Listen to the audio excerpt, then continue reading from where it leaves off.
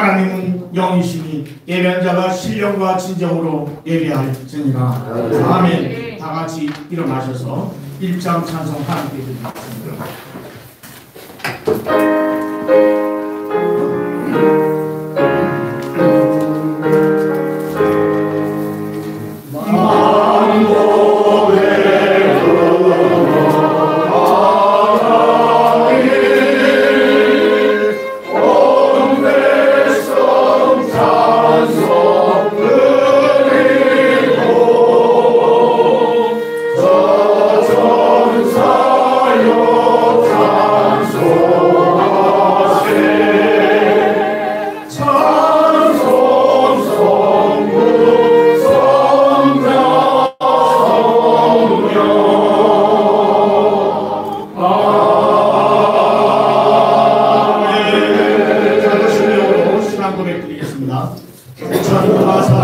천지를 만드신 하나님 아버지를 내가 믿사오며 그 외아들 우리 주 예수 그리스도를 믿사오니 이는 성령으로 잉태하사 동정녀 마리아에게 나시고 본디오 빌라도에게 고난을 받으사 십자가에 못 박혀 죽으시고 장사한 지 사흘 만에 죽은 자 가운데서 다시 살아나시며 하늘에 오르사 전능하신 하나님 우편에 앉아 계시다가 저리로서 산 자와 죽은 자를 심판하러 오시리라.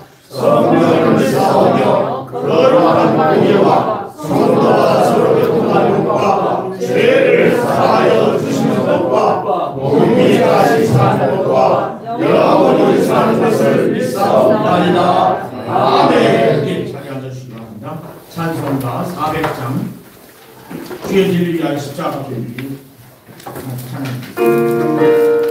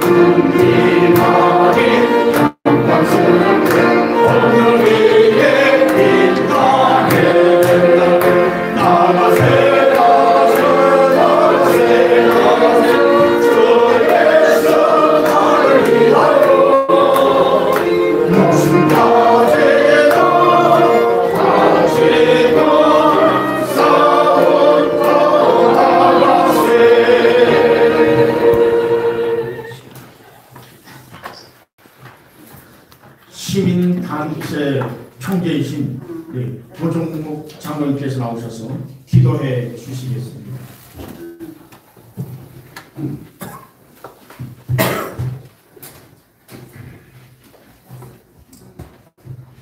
함께 기도 올리겠습니다. 만입을 열어 찬송하고 감사드려도 다함이 없으신 사랑과 긍휼의 아버지 하나님, 온 천지 만물과 우리의 삶이 오직 하나님의 은혜 안에 있음을 감사드리옵니다.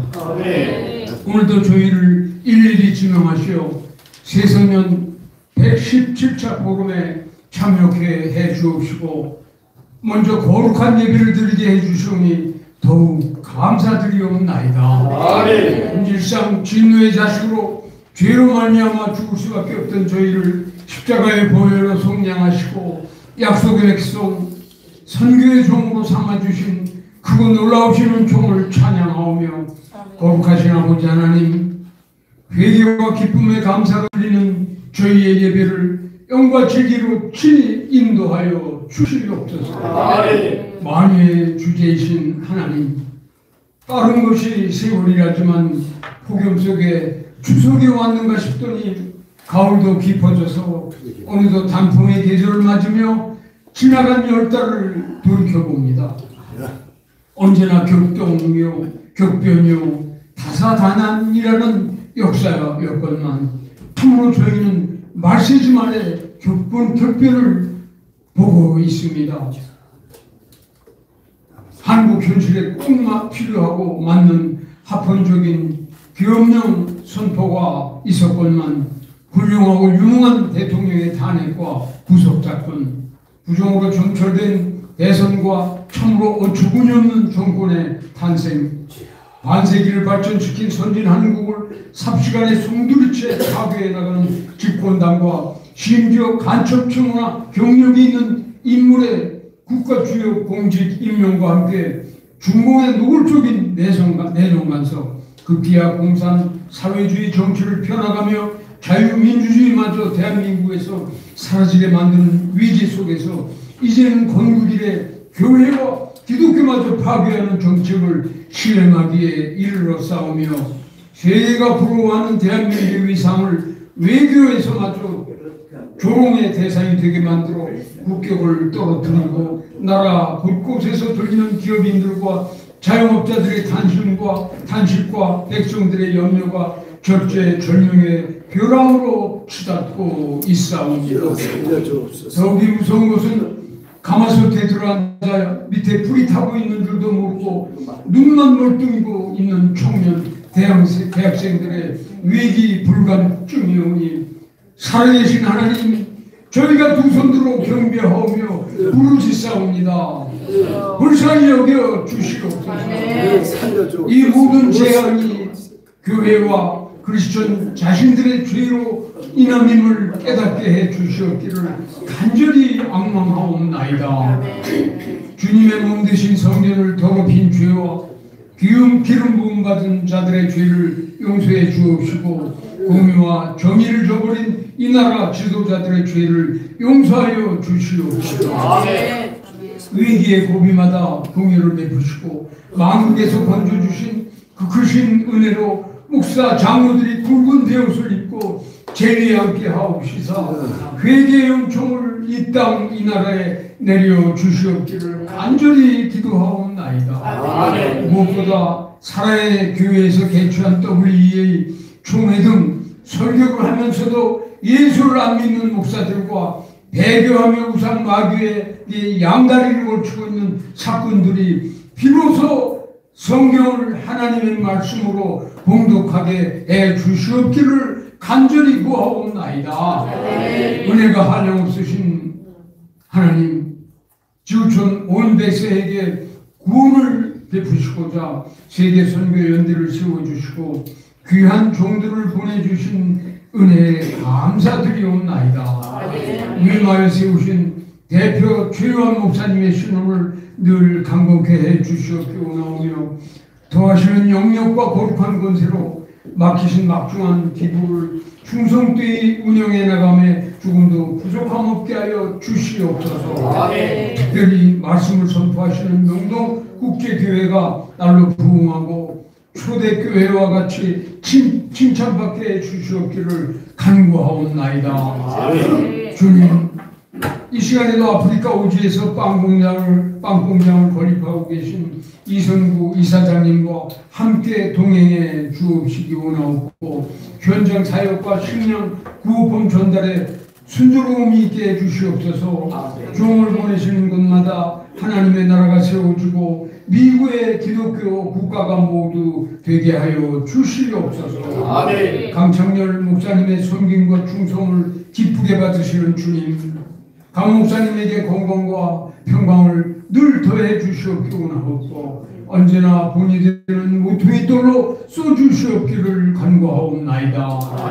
또한 세계 각처에서 사역하시는 선교사님들의 기도와 필요를 연락해 주셔서 동행하시는 주님의 은혜를 확증하며 더욱 힘을 얻게 하여 주시옵소서. 거룩하신 사랑의 하나님, 오늘 강사님으로 황준석 목사님을 보내주시오 감사드리옵니다. 이제까지도 미주에서 50년 이상을 사역해 하시며 교회와 하나님의 나라를 세워가시고 제로동포 사회를 위해 그리고 조국을 위해 큰 일을 감당케 해오신 은혜로 갑절의 권용을 더해 주셔서 지혜와 거룩한 권세가 늘 충만케 하여 주시옵소서. 아멘. 이제 말씀을 선포하실 때 저희 모두가 하나님의 음성을 듣기를 원하오며 이 모든 말씀 우리 구주 예수님의 이름으로 기도하옵나이다. 아멘.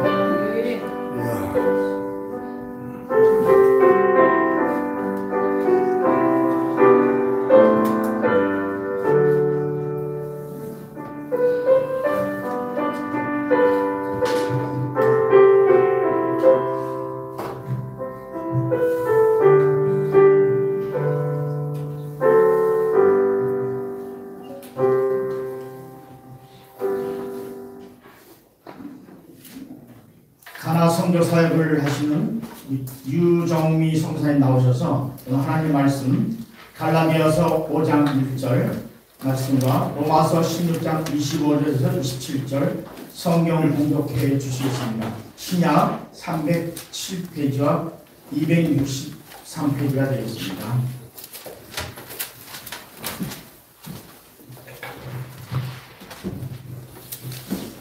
하나님의 말씀을 마음판에 새기겠습니다. 갈라디아서 5장 1절. 그리스도께서 우리로 자유케 하려고 자유를 주셨으니 그러므로 굳세게 서서 다시는 종의 명예를 매지 말라. 아멘. 로마서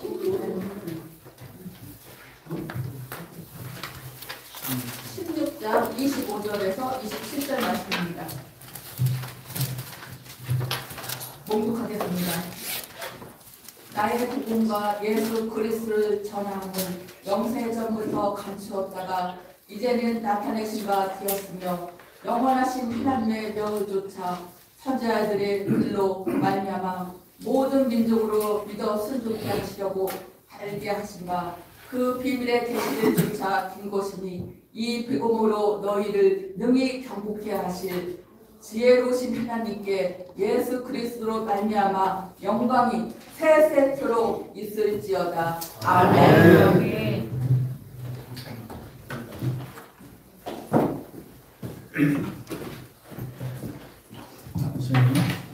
찬양 사역을 하시는 김훈아 집사님께서 나오셔서 주 하나님 지으신 모든 세계라는 의미로 하나님께 특성을 드리시겠습니다.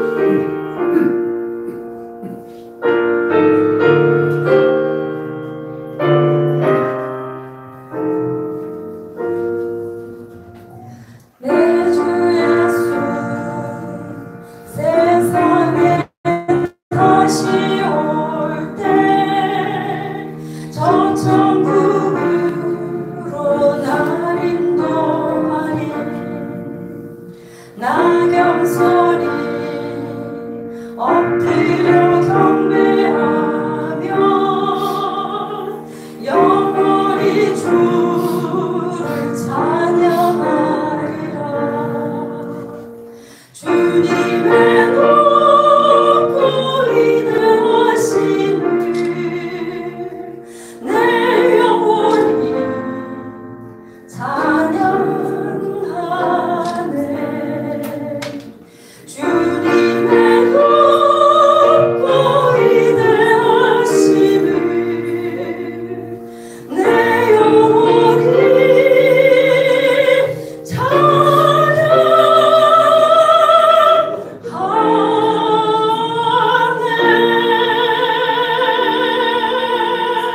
아멘.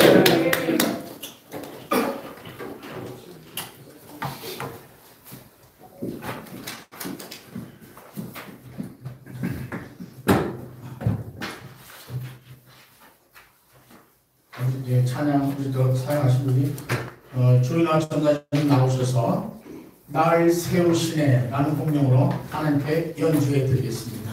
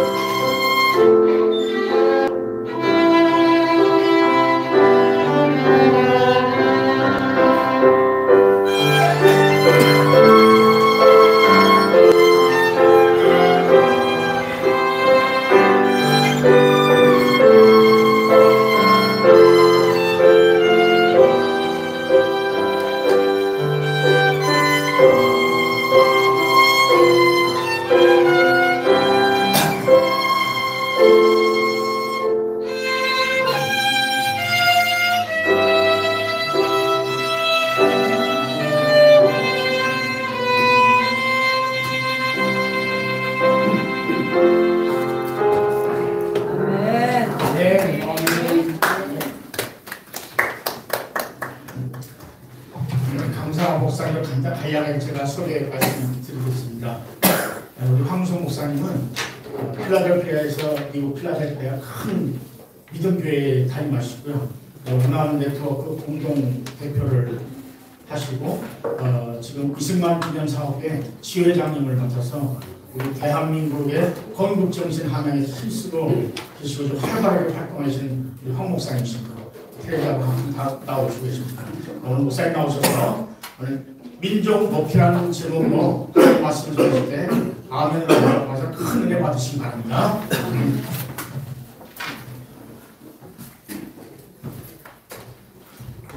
반갑습니다. 소개받은 황우성 목사입니다. 저희 교회 이름 큰 믿음 제일 친밀입니다. 제일 전하러 붙었습니다. 미국에 간 지가 한 50년 되고요. 목회는 46년 7년째 한교회를 다니고 있습니다. 저는 미국에서 목회를 하면서 이민 목회를 하면서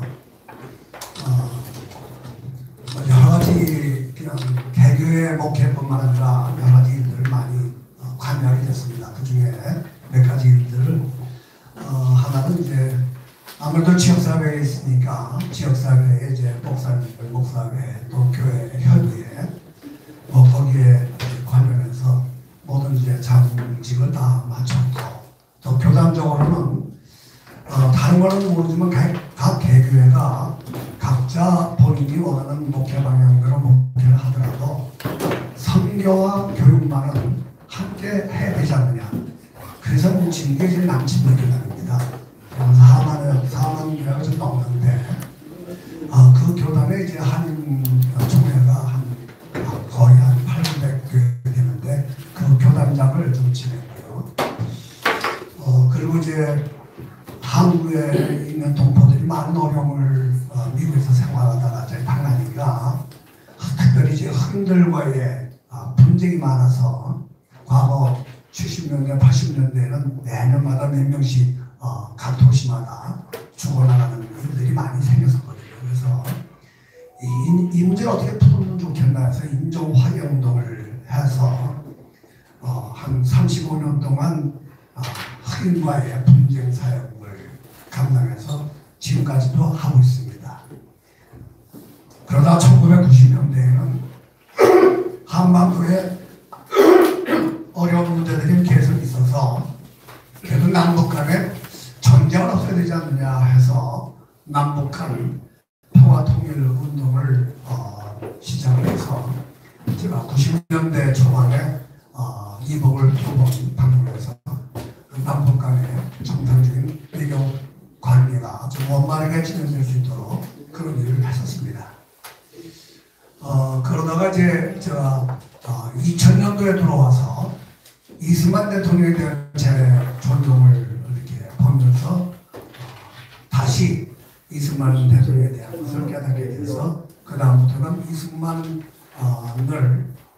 온전히 건국정신을 이승만의 건국정신을 알리라는 이런 일들을 하게 됐습니다. 그래서 필라델피아에 이승만 지회를 설립해서 23년 동안 지회장을 하다가 그것도 정말 안 돼서 한국에 와 보니까 대부분 이승만 활동하시는 분들이나 우파 단체들이 연합하지 못하고 각각 각기 전파하는 걸 보고 연합전사를 좀 펴야겠다 싶어서 4년 전에 한국에 나와서 모든 이승만 단체들을 결합하는 문화 네트워크라는 단체를 만들어서 공동대표를 좀 하고 있습니다.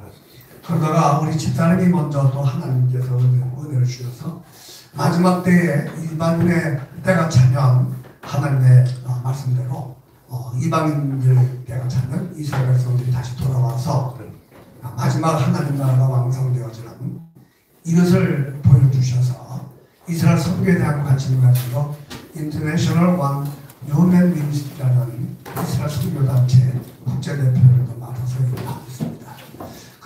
그러다 보니까 제가 가지고 쓰고 있는 모자가 상당히 많습니다. 그 가운데에서 여러 가지를 부분마다 할 얘기가 여러 가지가 많습니다. 어떤 주제를 가지고도 여러분들에게 나눠드릴 말씀들이 여러 가지 있는데 오늘은 이승만에 대한 얘기를 좀 하려고 합니다. 오늘 본문 말씀 갈라디아서 5장 1절에 있는 말씀은 이승만 대통령이 평소에 가장 좋아하고 또 우리 민족에게 마지막 유언으로 남겨주신 하나님의 말씀이 갈라디아서 5장 1절입니다. 그리고 로마서 오늘 내가 16장에 있는 마지막 귀결의 말씀을 여러분이 읽어드렸는데 다시 한번 그 말씀을 좀 보면요. 로마서 16장 21절부터 나의 동자 디모데와 나의 친척 이렇게 문안하면서 25절 나의 복음과 예수 그리스도를 전파함은 영세전부터 감춰졌다. 이제는 나타내신 바 되었으며 영원하신 하나님의 명을 따라 선지자들의 글로 말미암아 모든 민족이 믿어 순종하게 하시려고 알게 하시며 하심과 그 신비의 계시를 따라 된 것이니 이 복음으로 너희를 능히 경고케 하실 지혜로우신 하나님께 예수 그리스도로 말미암아 영광이 그에게 동하도록 있을지어다. 아멘. 로마서의 단어거든요. 로마서는 여러분들이 잘 알다시피 이신칭의의 교리가 있는 것이고 기독교의 뼈대가 되는 모든 교리가 이 로마서에 있다고 해도 과언이 아닙니다. 1장부터 11장까지는 교리면을 다루고 12장부터 16장까지는 실생활면을 다루면서 한 번도 가지 못했던 로마를 바라보면서 이 사도 바울이 로마를 가기를 원하면서 거기에 이미 설립되어 있는 교회 참 신기하죠. 이 사도 바울이 가기도 전에 이미 교회가 여러 개 서 있었으니까. 한국 교회도 재밌는 것은 선교사들이 오기 전에 이미 성경도 있고 교회도 여기저기 뿌리가 있었던 것을 우리가 알지 않습니까? 지금 한국 교회 선교가 140주년을 맞이했는데 참 기가 막힌 이런 140년밖에 안 되는 이 한국 교회 역사가 전 세계의 선교를 좀 주름잡는다는 거 아닙니까? 참 대단한 일입니다. 이 사도 바울이 물 한 잔만 좀 사도 바울이 이 마지막 로마서의 결론 부분을 말하면서 여기 보면 모든 민족이 믿어 순종하게 하시려고 그렇게 성경 말씀에 기록되어 있습니다. 이 사람이요 하나님의 은혜를 생각할 때에 이게 거역할 수 없는 내가 선택하지 않았는데 이런 그냥 주어진 것에 대해서는 변명의 여지 없이 감사될 부분들이 있는 게 몇 가지 있어요.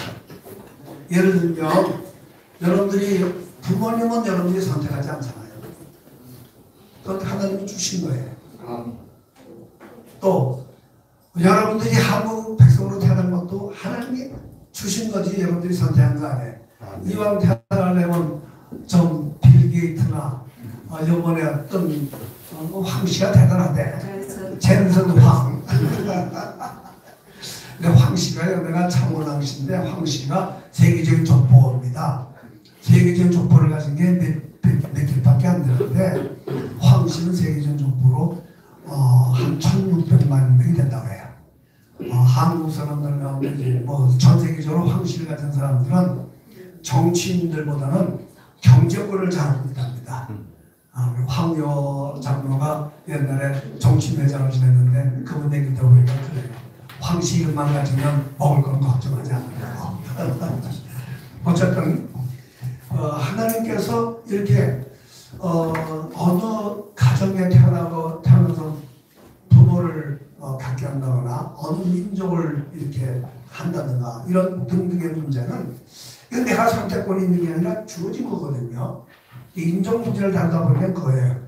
백인, 황인종, 흑인 이건 다 주어진 거예요. 내가 선택한 게 아니에요. 근데 이 주어진 거, 하나님이 주신 거를 가지고 왈가불가하는 거는 우리끼리의 싸움이 아니라 주신 하나님에 대한 반역이에요. 그래서 저는 인종관계를 이야기할 때에 이 흑인으로 태어난 거, 백인으로 태어난 거, 황인종으로 태어난 거, 이거하고 시비는 거는 하나님에 대한 죄다. 이렇게 제가 설명하면서 이야기합니다. 사실 그래요. 그러니까 민족은 뭐 유대인으로 태어난 거, 뭐 유대인으로 태어나고 싶은 하나니까 태어나니까 유대인인 거지. 그러니까 이런 거 갖고 시비는 우리가 갈 수 없는 거죠. 하나님께서 노아의 세 아들을 통해서 세상에 있는 모든 민족을 다 구별하시고 이렇게 만드시지 않았습니까? 뭐 노아를 통해서 세 아들을 통해서 번성된 모든 민족들, 이 세상에 얼마나 많은 민족이 있는지 수많은 민족이 지금 있습니다. 그 가운데 하나님께서 이 하나님의 백성으로 모든 사람들을 태초에 만드셨는데 이 모든 사람들이 하나님 앞에 자유를 가지고 경배하기를 원하셨던 하나님의 본래 창조 목적이 그것인데 하나님이 주신 최고의 인간의 가치인 자유를 하나님을 순종하여 자유하여서 자유롭게 하나님을 섬기는 것을 선택하지 아니하고 아담과 하와 우리 원시조라 그만 하나님을 순종하지 않을 수 있는 자유를 가지고 그만 불순종함으로 말미암아 죄가 이 세상에 들어온 거 아닙니까? 그래서 모든 사람이 죄를 범하였으니 하나님의 영광을 잊지 못하고 결국 죽는 거 아니에요? 그런데 결국 맨 마지막에 새 예루살렘을 만드셔서 하나님이 천국 백성들을 모으실 때에 그 관계가 뭐냐? 14만 4천 명 이스라엘 백성들의 입맞은 자를 하나님께서 선택하신 다음에 연이어서 세마포에 이룬 허다한 모든 민족 각 방언으로 말하는 모든 민족 가운데 세마포에 이룬 허다한 무리가 등장하지 않습니까? 그 사람들이 누굽니까? 다 예수 그리스도의 피로 말미암아 구원받은 각 민족 각 방언 나라 사람들이 다 올라오잖아요.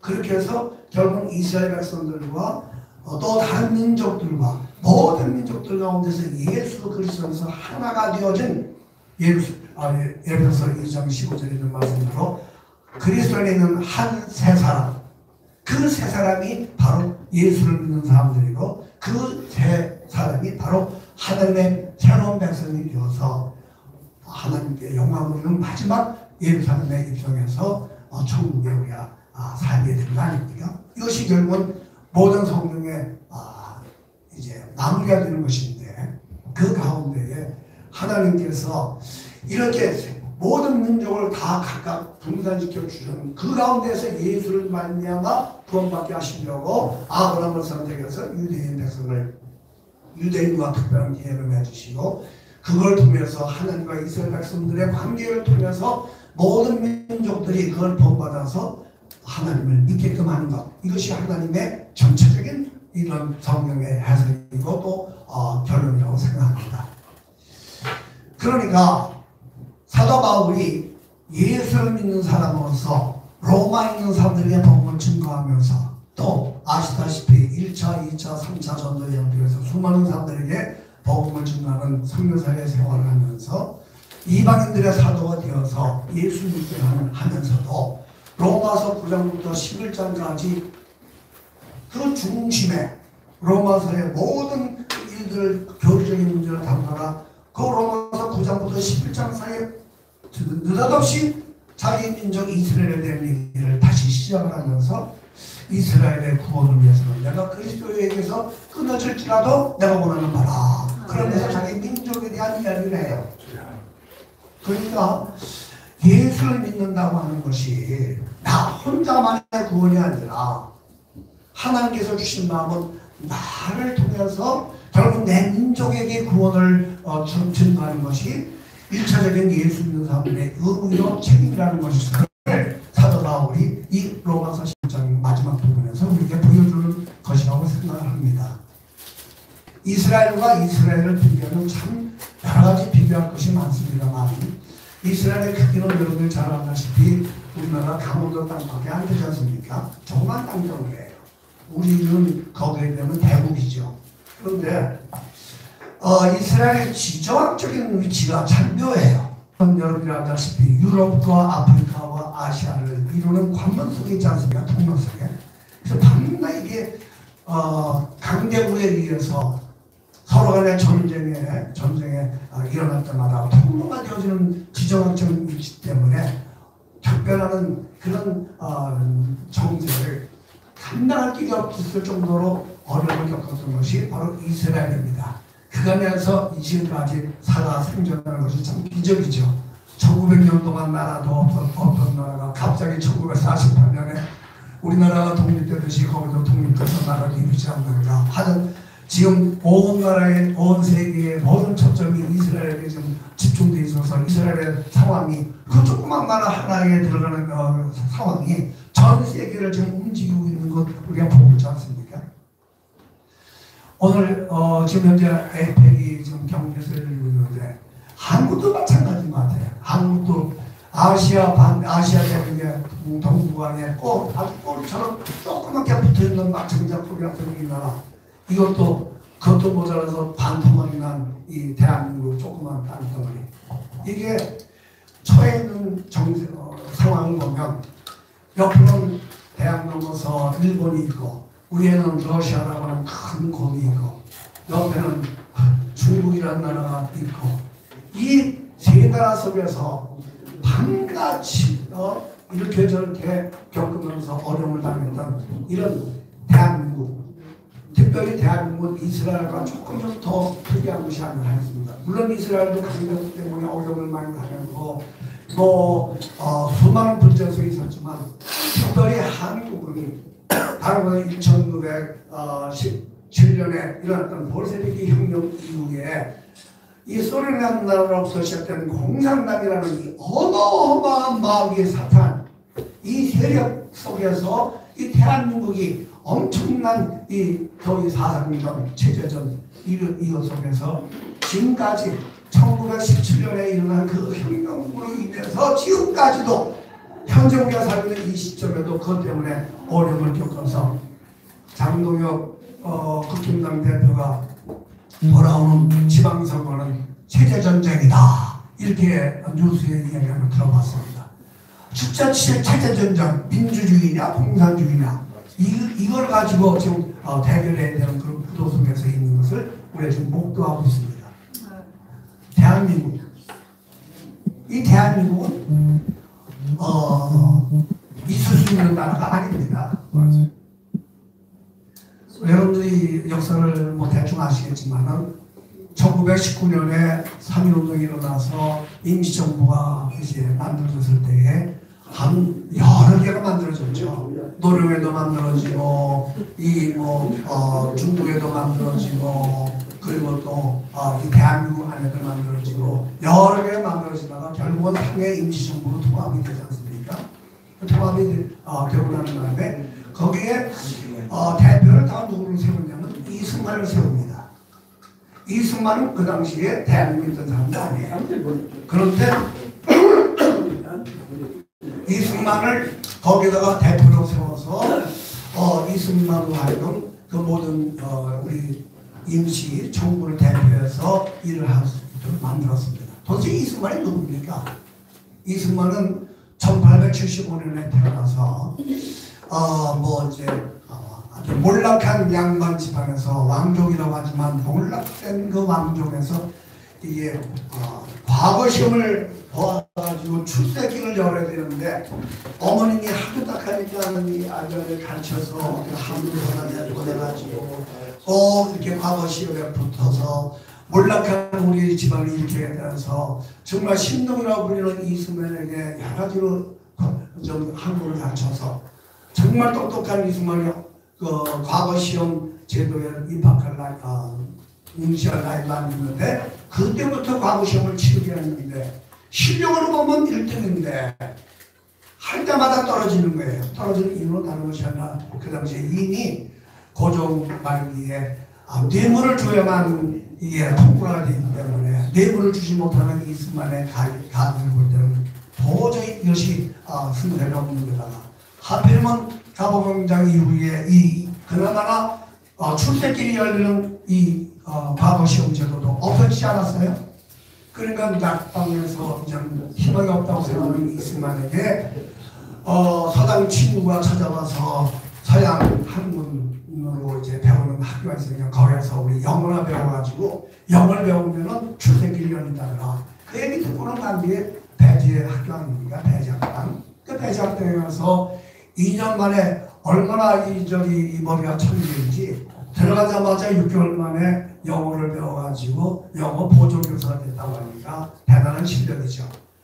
그런데다가 졸업할 때는 영어로 연설을 할 정도로 외교관 앞에서 그 정도로 영어를 잘했다고 해요. 그래서 22살에 배지학당을 졸업합니다. 그리고는 서재필 선생한테 배웠던 신학문, 그리고 특별히 서구의 학문 속에서 자유라는 개념, 기독교를 접하면서 이 자유를 이렇게 알게 되고 민주주의를 알게 되면서부터 이 소위 우리나라 이 왕실 제도를 좀 바꿔야겠다. 입헌 문제로 바꾸는 게 좀 잘되느냐. 정치운동에 가담하다가 결국은 고종 폐기 사건에 자기가 직접적으로 관련되지 않았지만 그만 거기에 간접적으로 연루돼서 감옥에 들어가는 역정몰이 했다고 해서 감옥에 들어갔다가 가만히 있었으면 선교사들이 다 얘기해서 구명해서 구출해 줬을 텐데 그만 친구들하고 같이 육혈포 주시경이 감옥에다가 넣어준 육혈포 총 2자를 가지고 탈옥을 세명이 하잖아요. 그래가지고는 탈옥에 성공해서 도망가다 그날로 그냥 또 잡혀요. 그래서 결국은 이중으로 죄를 짓는 바람에 정신 사형을 언제 당할지 모르는 그런 상황에 놓여 있었죠. 친구 한 사람은 육혈포를 발사해서 한 사람을 다치게 했기 때문에 같은 옷방에 있다가 사형을 당하죠. 법비임을 당하죠. 그랬더니 이승만이 이제 나는 꼼짝없이 죽었구나.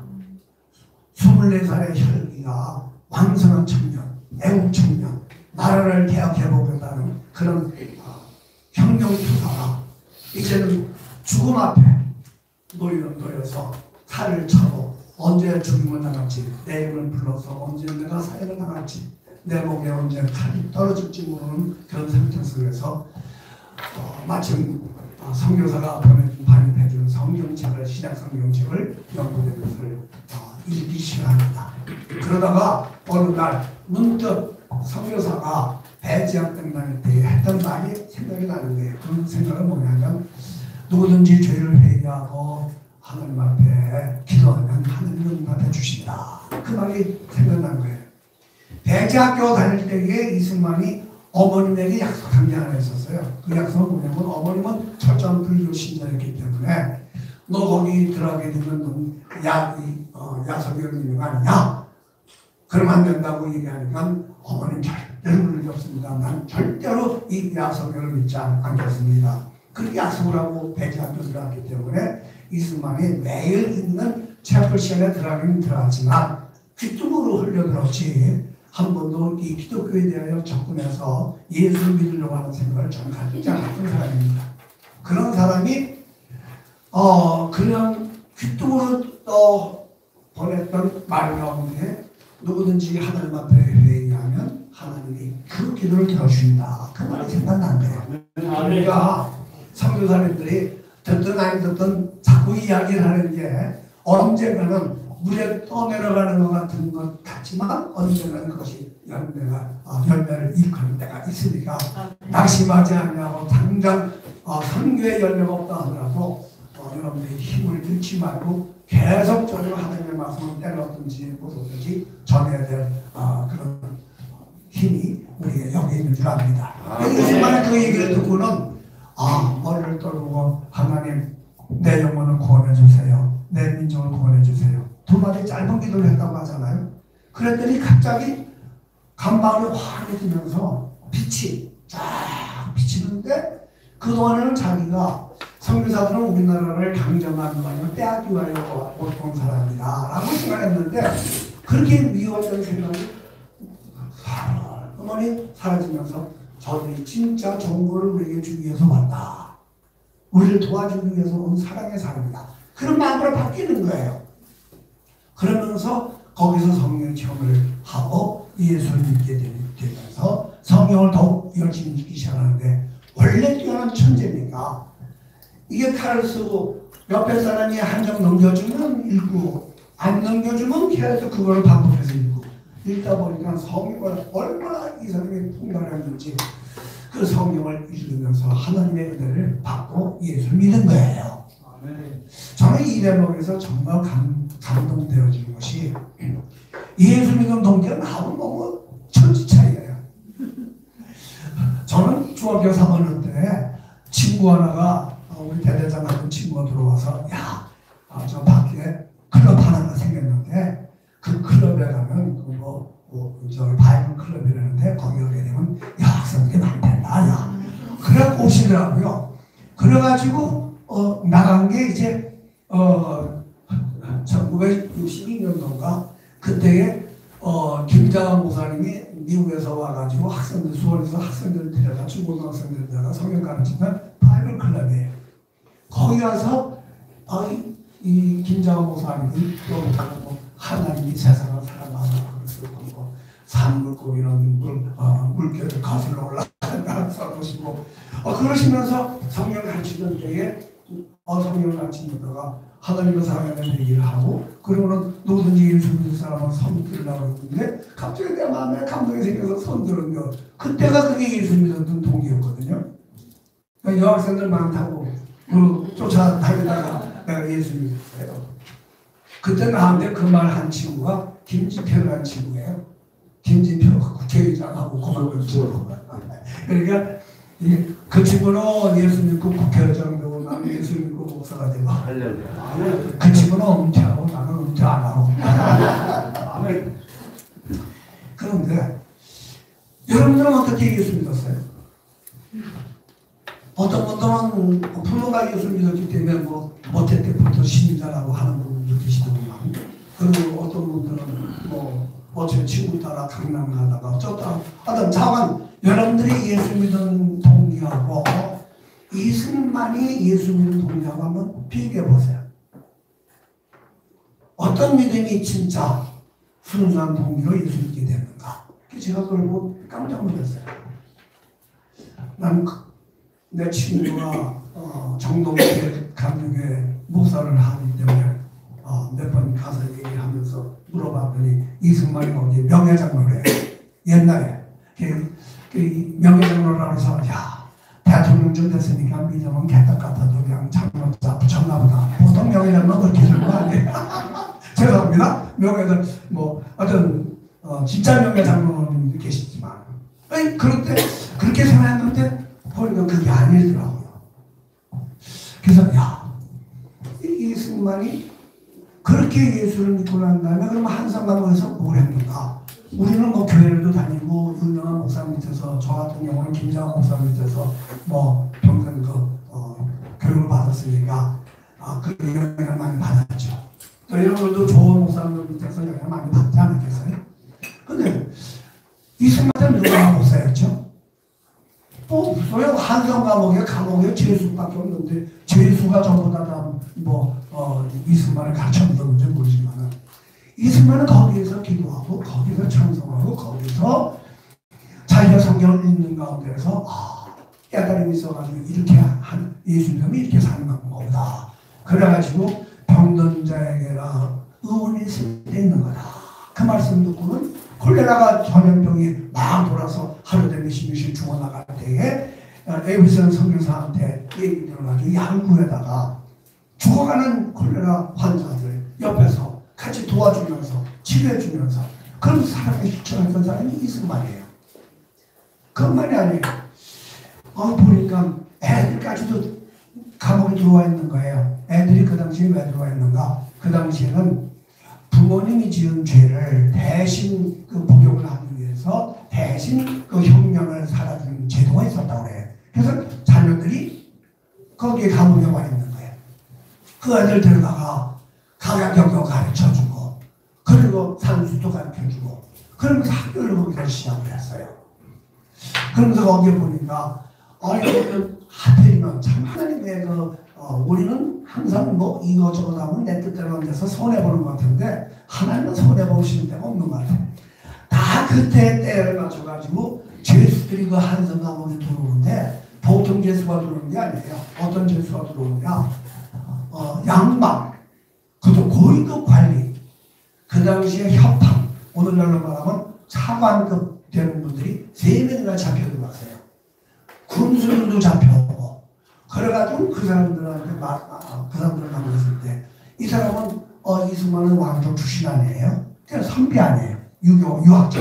그러니까 그 사람들에게 선생님, 예, 이거 한번 읽어보십시오. 성경을 건네주면서 성경을 읽게 하고 예수교를 전달하고, 그래서 예수를 전달했는데 그 당시에 추록할 때쯤 돼가지고 한성나무에서 예수를 믿게 된 사람이, 이승만 교수를 믿은 사람이 무려 43명이나 된다고 해요.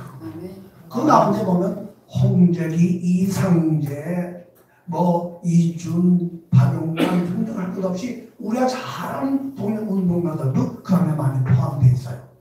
그러면 이 정도 일을 했다고 해야 되면 우리 한국 교회 이 개신 역사에 지금 140년 됐다고 하는데, 대한민국의 조선에 있어서 가장 최초의 전도왕은 누구냐 그러면 누구? 이승만.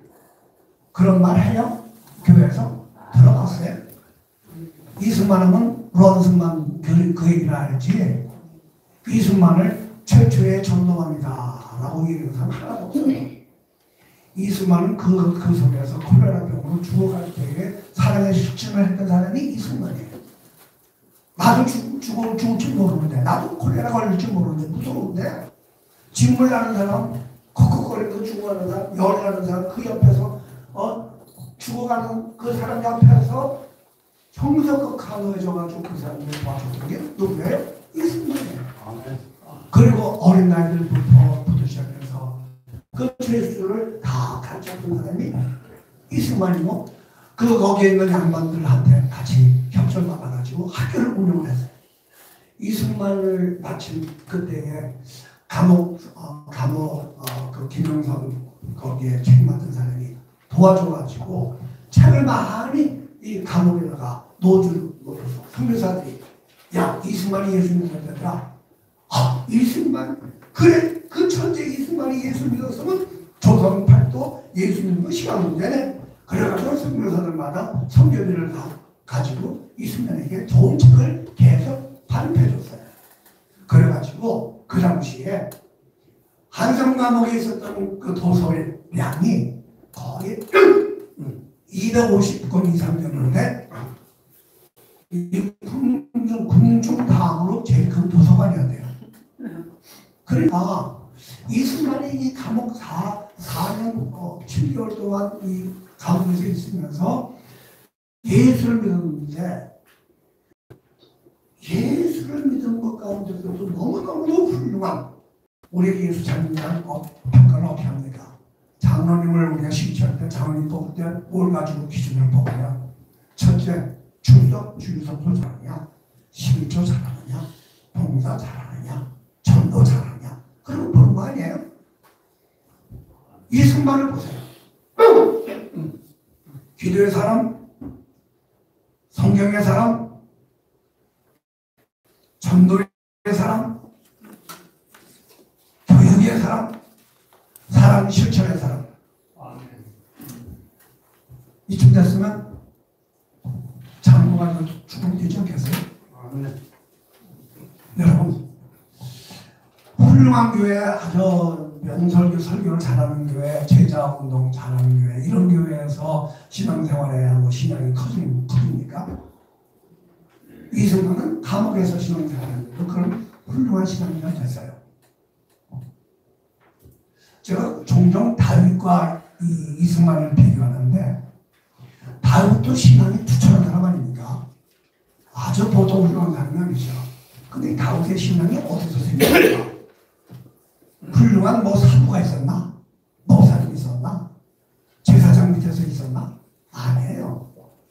이 다윗의 신앙을 보면 그 신앙이 자기 아버지가 지키라고 하는 양떼들, 그 양떼를 들판에서 키우면서 그 들판에서 만난 하나님, 곰과 사자와 싸우면서 만났던 하나님, 거기서 신앙생활을 이 다윗이 보고 배우고 경험했더라고요.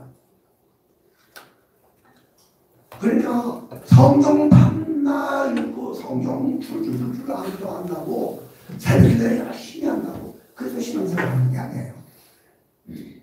하나님을 진정으로 나를 사랑하시는가 하나님을 그 사랑하시는 하나님을 내가 알았는가 만났는가 그 하나님과 인격적으로 내가 사랑의 관계를 맺었는가 이거 하나만 있어도 달과도 훌륭한 신앙 이승만과도 훌륭한 신앙을 소유할 수 있다는 거예요. 아멘. 그래서 이승만이 이렇게 467년 동안 공격하다가 고종이 정차 일본에 압박받아서 이제 나라가 뺏길 입장이 있으니까 이런 것 같다. 어떻게 좀 구원을 받을 방법이 없는가 생각하다가 생각한 것이 이 일본보다 더 큰 나라한테 협조를 좀 받으면 되지 않겠나. 일본보다 더 강대한 나라는 미국이다. 그래 미국에서 사절단을 좀 벌자. 나 지금 종이 수요비 있었으니까 그러니까 좀 영어 잘하는 사람 찾아봐라. 그랬더니 영어 잘하는 사람 이승만 어디 있냐? 한성만호. 그래 그럼 빨리 추록시켜. 그래서 이승만이 고종의 특명으로 특사로 풀려나서 1904년 8월에 석방이 됩니다. 그리고는 고종이 만나자고 하니까 원래 고종을 싫어했던 이승만이 만나질 않아요. 그래서 민영환과 다른 대신들과 만나서 고종의 일사로 평양전을 받아가지고 미국으로 1904년 말에 미국으로 떠납니다. 그리고는 루즈벨트 대통령을 만나서 내교를 진행을 했죠. 했지만 대체가 미략으로 만나면 일본은 한국을 조선을 그리고 미국은 필리핀을 서로 점령하는 것을 서로 양해했던 그 조약이 이미 되어 있기 때문에 외교에 실패를 했습니다. 그리고는 이승만이 선교사님들이 모두 이 사람은 민족 목회자가 될 수 있는 사람이니까 그래서 추천서를 써줘가지고 신학교 가라고 다 열 몇 장 추천서를 받아가지고 미국을 갔어요. 그러나 이승만은 신학교를 선택하지 않냐고 마침 카비넌트 프레스비턴 처치 워싱턴 DC에 있는 그 목사님이 그 조지 워싱턴 거기에 이사를 계셨는데 그분의 도움을 받아가지고 조지 워싱턴이 입학하죠. 그 바람에 참 재밌는 거 여러분들 선교사님들이 많이 계시니까 선교사님들이 선교하고 이제 전도해서 예수 믿으면 금방 뭐해요? 세례 주잖아요. 그래 이승만이 예수 믿었으니 이 천재가 예수 믿었으니 너도 나도 세례 주고 싶어 했을 거 아니에요. 그런데 희한하게 이승만은 한국에서 조선 땅에서 그 자기를 도와줬던 모든 선교사들 훌륭한 선교사들한테 세례를 하나도 안 받았어요. 그러면 느닷없이 미국에 날아가가지고 아까 좀 전에 말씀드린 조지 워싱턴 대학교 이사를 계셨던 카톨릭 장로교회에서 거기서 비로소 세례를 받아요. 감리교회에서 은혜를 받던 이 이승만이 세례는 장로교회에서 받아요. 그리고 여러분 잘 아다시피 거기에서 2년 반 공부하고 하버드에서 공부하고 마스터를 하고 하버드에서 2년 안에 PhD를 달라고 하니까 네가 이 학교가 어떤 학교인 줄 알아? 웃기네. 그러고는 안 준다고 하니까 선교사의 도움을 받아서 프린스턴 대학교로 가서 2년 안에 내가 PhD를 해야겠습니다. 그랬더니 한번 해봐라. 그래가지고 PhD에 등록을 해가지고 프린스턴에서 2년 공부하면서 결국은 PhD Political Science로 해서 이제 정치학 박사 받잖아요. 정치학 박사 받으면서 이승만이 그 당시 프린스턴 대학교 옆에 따로 프린스턴 신학교가 같이 붙어 있잖아요. 네. 그때 프린스턴 신학교는 여러분들 잘 아시다시피 장로교회 신학의 보수의 거도 아닙니까? 워필드라고 하는 유명한 신학자 학장이고 그레션이라고 하는 보수 신학자들이 있었던 매천 이런 사람들이 있었던 데거든요. 그런데 바로 그때에 1910년 20 인본주의 자유주의 경향이 계속 바람이 불어닥칠 있었어요. 그런 가운데에 결국은 1930년대 가서 에페소는 신학교가 분리돼가지고 거기에서 그레션 박사가 연합된 외찬이 신신학교가 만든다. 그거 분리해서 나온 것이 웨스트민스터 아니에요? 웨스트민스터 신학교가 10년 뒤에는 또다시 이 학교가 이것도 자유주의 경향이 있다. 더 우리는 근본주의 보수적이 된다. 그래가지고 나온 학교가 유명한 칼 맥킨타라와 닥터 맥코리가 세운 스웨이스 신학교 아닙니까?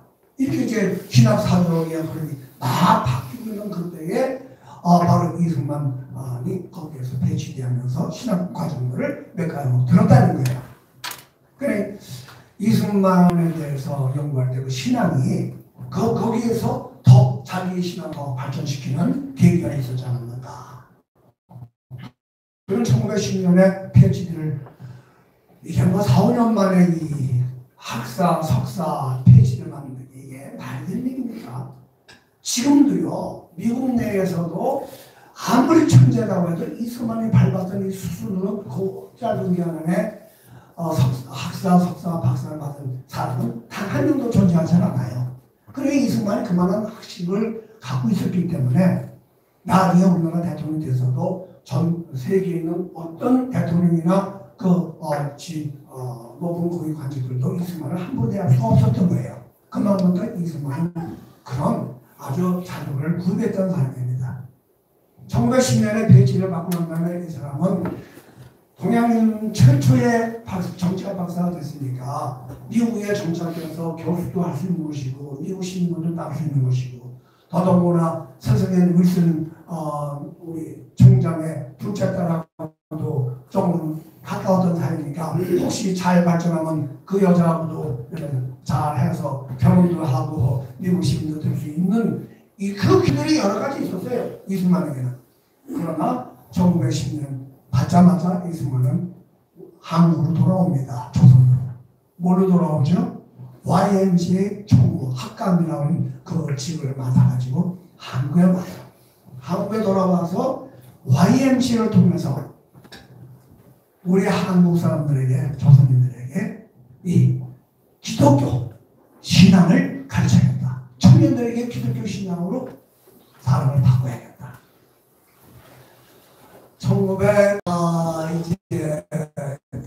1899년에다가 1904년 나올 때까지 이승만이 거기서 한국에서 수많은 탈고를 해가지고 원본을 밖에다가 내주는데 한국 최초의 신학 잡지가 신학월보라는 잡지가 있어요. 이 신학월보에다가 이승만이 투고를 해요. 여러분들이 좀 있으면 제가 나눠드리려고 하는데 그 사본을 여러분들에게 한 두 편을 좀 나눠드리려고 해요. 그리고 1904년 이승만의 러일 전쟁이 일어났다는 소식을 듣고는 책을 하나 쓰죠. 그 책이 독립정신이에요. 독립정신은 조선에 가지고 있는 문제적인 뭔가를 쭉 설명하고 난 다음에 맨 마지막에 대안을 제시해요. 그 대안이 뭡니까? 이 나라가 이제까지 조선이라는 나라는 유교를 바탕으로 해서 유교와 정치가 합해서 이 나라를 운영해 왔는데 이제는 헌옷을 우리가 버리고 새 옷을 입어야겠다. 다시 유교로 돌아가서 그 삼강오름 가지고 이 나라 정치하려면 안 된다. 이제는 사람의 도가 아니라 하나님의 도. 이걸로 바꿔서 예수를 믿는 것으로 사람들이 교화돼서 사람의 마음이 바뀌어야 그러면 정치지도들도 바뀌게 될 것이다. 그러면서 거기서 소위 우리가 지금 말하고 있는 기독교 입국론을 이야기를 해요. 그게 언제 일이냐? 1904년이면 이승만이 29살 얘기입니다. 여기 29살보다 29살 계시면 계세요. 29살 나이 청년 이승만이 세상에 교회를 구정도 못한 사람이 감옥에서 하나님의 성경 말씀 읽고 기도하고 그리고 책을 읽으면서 썼던 책이 독립정신인데 그 독립정신에다가 이 나라가 살 수 있는 이런 모든 사람들이 새로운 신앙 원수까지도 살아가는 이 사람의 종교인 예수교를 믿어서 사람의 마음이 교화돼서 바뀌면 그러면 정치도 경제도 다 바뀔 수 있다. 아멘. 민족 목회라는 단어를 제가 썼는데 저는 이승만을 민족 목회자라고 생각합니다. 목사 안수만 안 받았지 그분은 민족을 상대로 해서 목회한 사람이에요. 모든 민족이 예수를 믿음으로 교화가 되어지면 우리가 바라는 모든 정치 지도나 생활 패턴 모든 것이 다 바뀔 수 있다고 본 것이 바로 이승만이에요. 아멘. 이승만 그렇기 때문에 재헌국회가 성립되고 재헌국회 할 때에 느닷없이 순서도 없는 이은영 의원, 종로구에서 당선된 이은영 의원, 강규 목사님 등단시켜서 오늘 이렇게 이 나라를 건국하게 돼서 재헌국회를 하게 된 것은 모두가 하나님의 은혜입니다. 먼저 기도하고 시작합니다. 누구 하나 반대하지 않았어요. 다 예수 믿는 사람이 아니야. 그럼에도 불구하고 이은영 국회의원이 목사님이 등단해서 기도하고 모든 국회의원들이 다 일어서서 아멘을 같이 결정해서 세운 나라가 이 대한민국 재헌국회예요.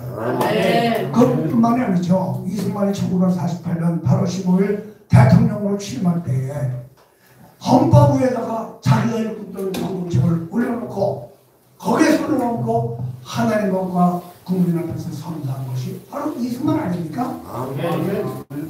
세상 나라의 미국 다음으로 성경에서 선서하고 대통령이 선서된 사람이 누가 있어요? 없어.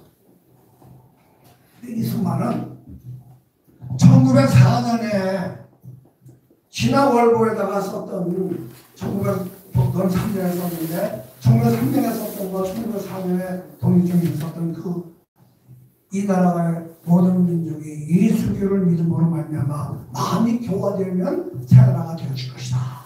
봤던 이 비전 이것을 수십 년 동안 해외에서 독립운동을 하면서 그리고 민족이 정말 공산주의와의 대결 속에서 자유민주국가를 세우는 그 과정을 통해서 마지막 자기가 대통령이 되었을 때에 본래 옛날에 그 예수 믿었을 때 가졌던 하나님 주셨던 비전 민족 모든 민족이 주님 앞으로 돌아야 한다는 이 확실한 신념과 그 신앙 속에서 바로 대한민국을 건설했던 거예요. 대한민국은요 기독교를 이해하지 못하면 바라볼 수 없다고 저는 봐요.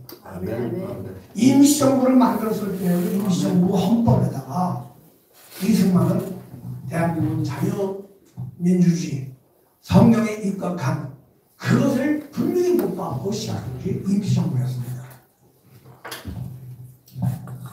오늘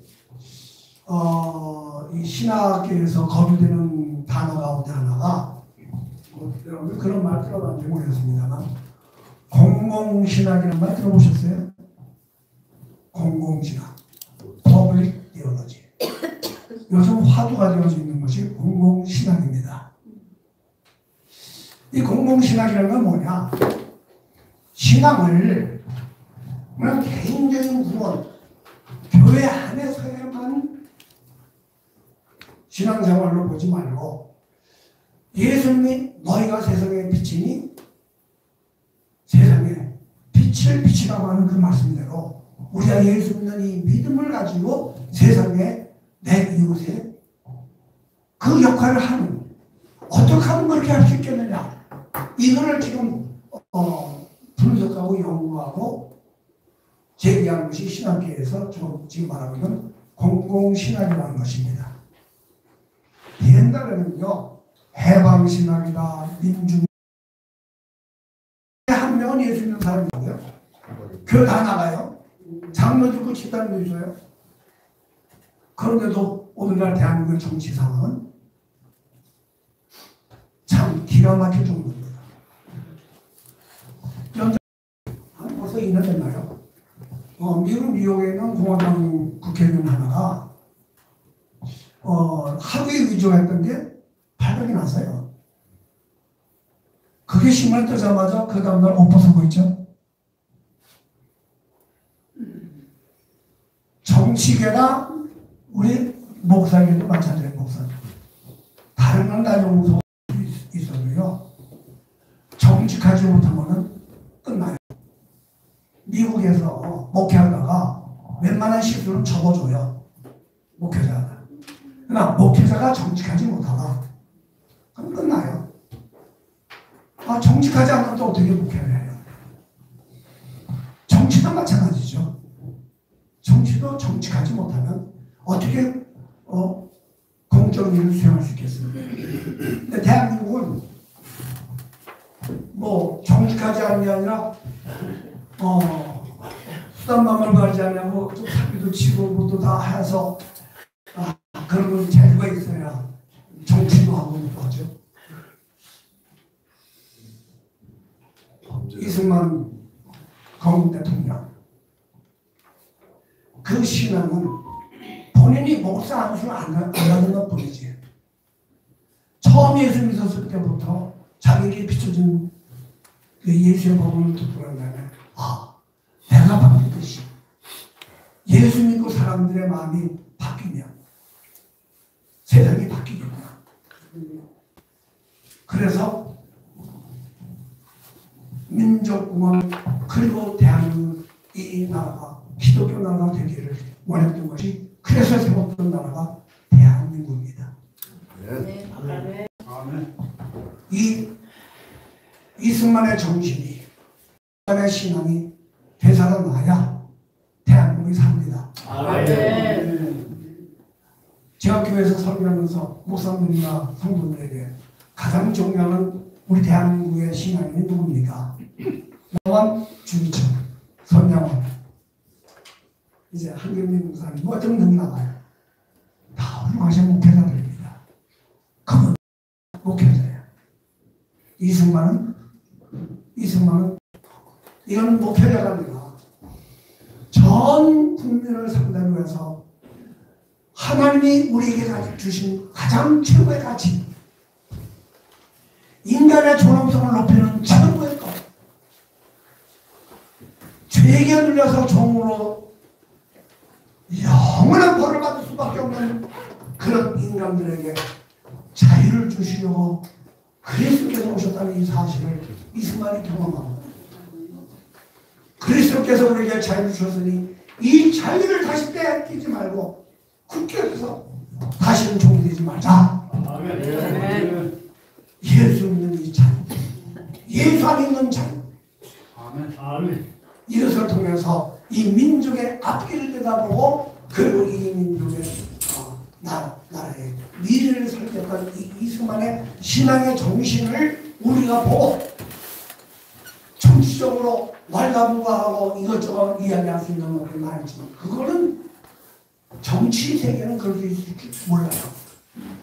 그러나 이승만의 정치 세계는 바로 이 이승만이 가졌던 신앙의 기초, 이거를 우리가 이해를 해야 그래야 이승만을 제대로 알고 이승만을 제대로 이해할 수 있고, 또 교회가 목사님들이, 장로님들이, 기독교 지도자들이 이승만과 같은 그 훌륭한 신앙을 우리가 본받아야 된다고 하는 목소리를 내고 이승만에 대한 챕터를 주력의 교과서에다가 집어넣고, 그리고 설교할 때 이승만의 신앙을 다윗처럼, 다니엘처럼, 모세처럼 비교해가면서 우리 대한민국 강단에서 울부짖을 때에 이것을 듣고 많은 우리 한국 교인들이 은혜를 받고 나도 그와 같은 신앙생활을 해야겠다, 이런 마음을 가지게 되면 정치적으로 왈가분간 이승만의 가린 모든 가면들은 벗겨지면서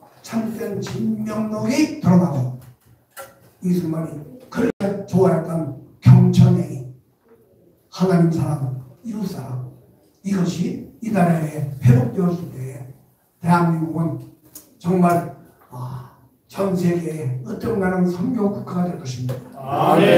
예수를 믿으면 선교받던 나라에서 선교할 수 있는 나라로 간다고 봤던 이승만, 농사가 모든 것의 근본이라고 했던 이 우리 조선시대에 무역을 통해서 장사를 해야 이 나라가 선진국가 됐다고 불주했던 이승만, 이게 다 감옥에서 얘기했던 겁니다. 청년대에.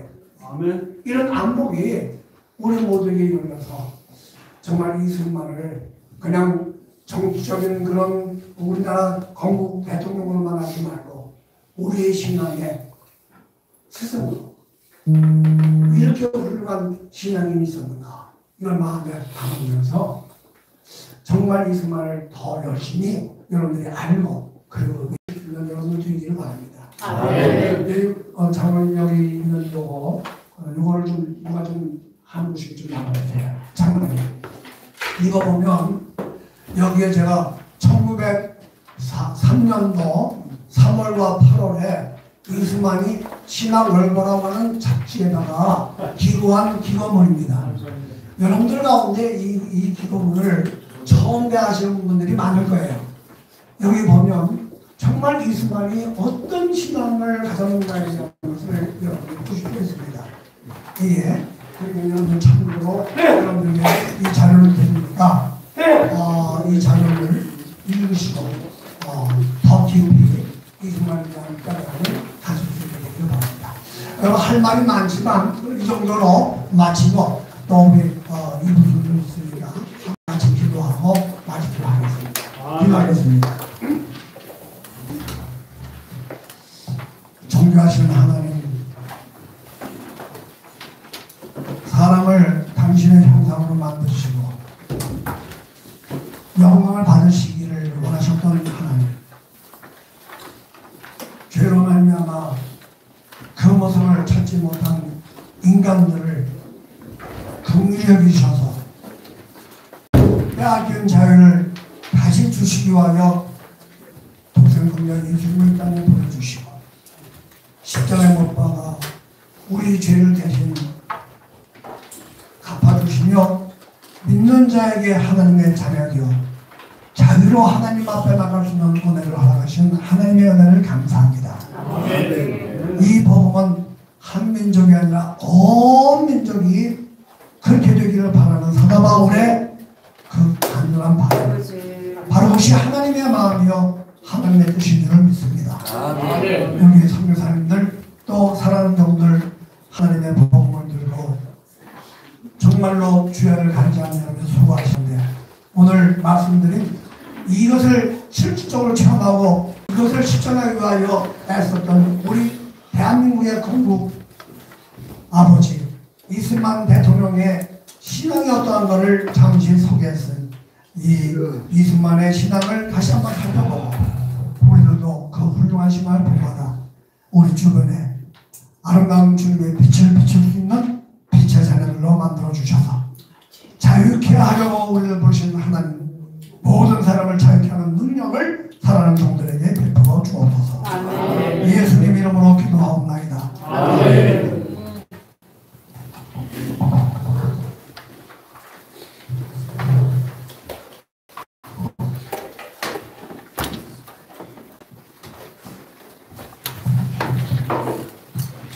귀한 말씀 감사드립니다.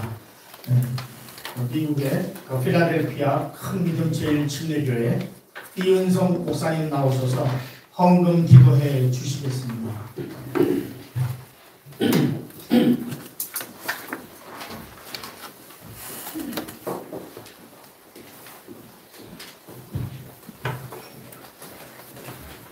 고마우신 아버지 하나님, 이 세계에서 대한민국이라는 이름도 모르던 작은 나라, 그러나 하나님께서 택하신 귀한 종을 통해서 이 민족에게 그리스도의 복음이 증거되게 하시고 문맹으로 나라가 어두웠던 정말로 무식했던 우리 백성들에게 한글을 깨치도록 해서 성경을 읽음으로 우리로 하여금 지혜로운 백성으로 우리가 가졌던 원래의 우리의 지인을 다시 찾고 이제는 세상에서 뛰어난 민족이 되기까지 그 밑거름을 쌓을 수 있도록 이승만 대통령을 건국 대통령으로 세워주신 하나님 아버지 감사드립니다. 오늘의 말씀을 통해서 다시 한번 아버지의 섭리를 생각하며 아버지 우리가 대한민국 국민으로 된 것도 얼마나 하나님 앞에 선택받은 특권인가를 다시 한번 감사드리며 아버지 오늘 적은 물질이나마 주님 앞에 예물을 드립니다.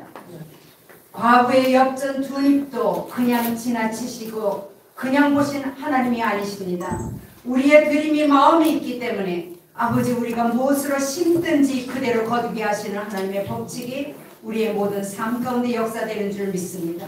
하나님 오늘 드린 우리의 헌금이 아버지 하나님이여 미랄이 되어 많은 영혼들을 구원하는데 선교사님들을 돕는데 말할 수 없는 오병이어의 축복이 될 뿐 아니라 심는 우리에게도 심은 대로 받는 축복의 역사가 각자에게 나타나게 도와주옵소서. 무엇보다도 세상의 물질보다도 하나님을 아는 지혜와 지식이 우리 가운데 넘침으로 말미암아 이 암울한 세대 속에서 승리의 비결을 깨닫게 하시고 강하고 담대한 마음으로 세상을 이길 수 있는 믿음의 담력자들이 되게 하여 주옵소서. 이와 같이 세계 선교연대 포럼을 어려운 가운데도 지금까지 지켜내서 아버지 하나님이여 정말 117차까지 이끌어오신 우리 하나님, 이것을 맡아 오늘까지 사역을 감당하신 우리 최요한 목사님, 그가 육신의 연약함이 있을지라도 주님 그 종을 다시 한번 세워주셔서 변함없이 이 사역을 감당토록 하신 주님을 찬양합니다. 아버지요, 그 사랑하는 종의 가정에 복의 복을 더하시고 아버지 그 종과 연결될 모든 일들이 하나님의 영광이 될 수 있도록 축복하여 주옵소서. 모든 말씀 우리 주 예수님 이름으로 감사하며 기도하옵나이다. 아멘.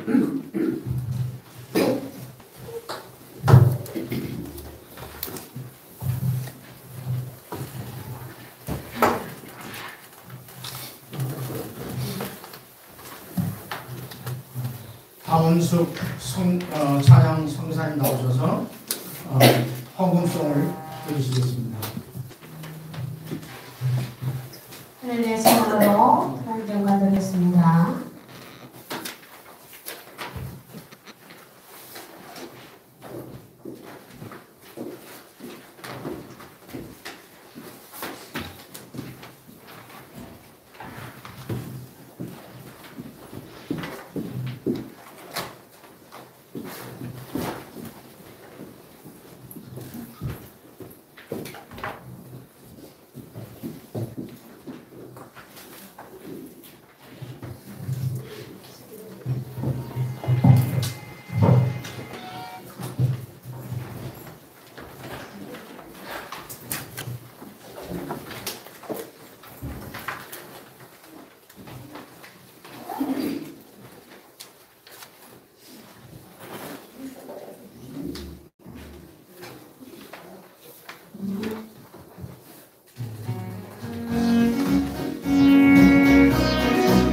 사랑하는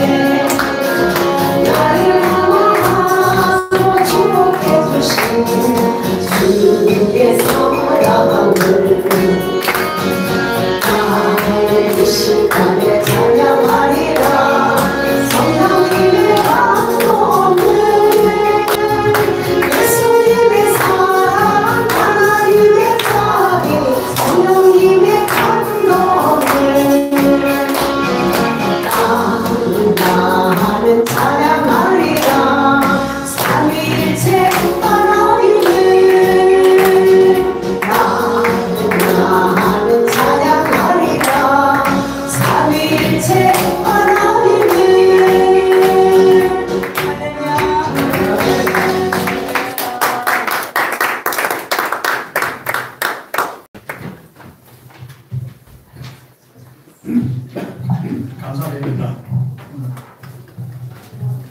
광고 말씀 올리겠습니다. 오늘 행사 오신 여러분 진심으로 환영합니다. 제 117차 세계선교 포럼은 하나님의 가운데 교체되어서 감사드립니다.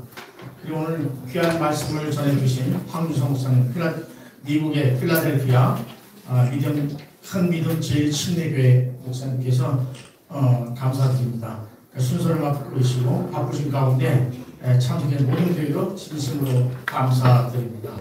오늘 이제 지금 사진 행사하는 사진은요, 다음 카페에 세계선교 연대 또는 또 세계선교 연대를 치시면은 여러분도 오늘 그 행사 사진을 다 보실 수가 있습니다. 매월 발행되는 세계선교 월간지가 있습니다. 여기 받아가실 건데요. 선교 사역하시는 분들 선교사님 이메일로 보내주시면 그 내용을 실어드리겠습니다. 선교관이 필요하신 분들은 미리 말씀해 주시면 감사하겠습니다. 그리고 오늘 순서가 끝나면 함께 기념 촬영해 주시고요. 오늘 끝나면 식사는 바로 앞에 하루마루에서 애찬을 가질 시간을 갖겠습니다. 여러분 한 분 빠짐없이 애찬하시기 바랍니다. 나가실 때 이사장님께서 선물을 주셨습니다. 그러니까 나가실 때 꼭 선물 받아가시기 바랍니다. 그리고 내년 올해로서 끝입니다. 선교 포럼이 117차가 내년에는 118차가 되겠습니다. 그래서 내년 2026년 1월 3일 되겠습니다. 1월 3일 저희가 홀수로 짝수간 홀수로 포럼한 카렌다에 첫째 주 토요일날 꼭 동그라미 피셨다가 꼭 참석해서 은혜받는 시간이 되시길 부탁드리겠습니다. 다음에는 1월 3일 토요일 10시가 되겠습니다. 여러분 그때 감사하고 기쁜 마음으로 뵙겠습니다. 여러분 감사합니다. 우리 황수홍 목사님 나오셔서 축도로 마치겠습니다. 이제는 우리 주 예수 그리스도의 은혜와 하나님 아버지의 원하시는 사랑심과 성령의 감동과 교통 충만하시니 우리 세계 선교 포럼 그 위에와 여기에 참가하신 모든 선교사님들과 주의 종들 하나님 앞에 밤낮 부르짖는 우리 대한민국 모든 성도들의 위에 그리고 그의 위에 이제부터 영원토록 함께 계시기를 간절히 축원하옵나이다. 감사합니다. 감사합니다.